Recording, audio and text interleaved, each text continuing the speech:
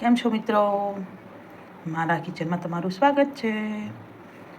આજે આપણે સૂકી મેથીમાંથી મેથી પાપડનું શાક બનાવવા જઈ રહ્યા છીએ. એના માટે મેં 150 ગ્રામ જેટલી મેથી લઈ લીધી છે, જેને હું સારી રીતે ધોઈ અને પલાળી દઈશ. 6 થી 7 કલાક પલાળવા દઈશું. મેથી પાપડના શાક માટે મેં વઘાર માટે તેલ લઈ લીધું છે. અંદર રાઈ નાખી દીધી છે, થોડી હિંગ નાખી છે અને હળદર. હવે આપણે ટામેટાની પ્યુરી અંદર નાખી દઈશું.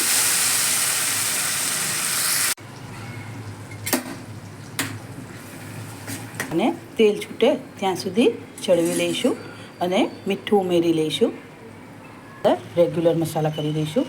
તો હળદર મેં ચપટી લીધી છે. ધાણા જીરું પાવડર આગળ પડતું થોડું લઈશું. મરચું પાવડર. હવે અહીં આપણે પલાળી અને તૈયાર કરેલી અને બાફીને રાખેલી મેથી એડ કરી દઈશું.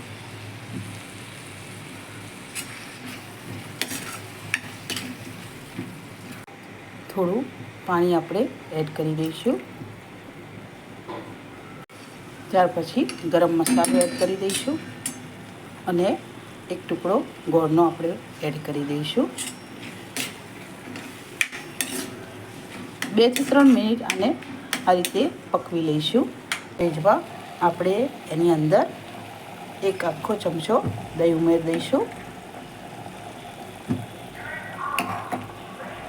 મેથી પાપડના શાક માટે મેં 3 પાપડ લઈ લીધા છે, જેને મેં શેકી લીધા છે.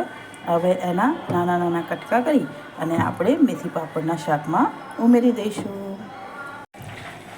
સારી રીતે દહીં મિક્સ થઈ ગયું છે. હવે આપણે એની અંદર પાપડના ટુકડા નાખી દઈશું.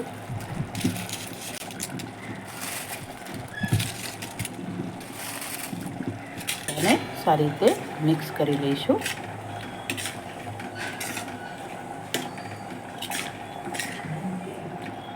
મેથી પાપડનું શાક આપણું બનીને તૈયાર થઈ ગયું છે. તમને મારી આ રેસિપી ગમે તો લાઈક કરજો, શેર કરજો અને મારી ચેનલ સાથે જોડાઈ રહેવા માટે સબસ્ક્રાઈબ કરજો. આવજો. જય શ્રી કૃષ્ણ.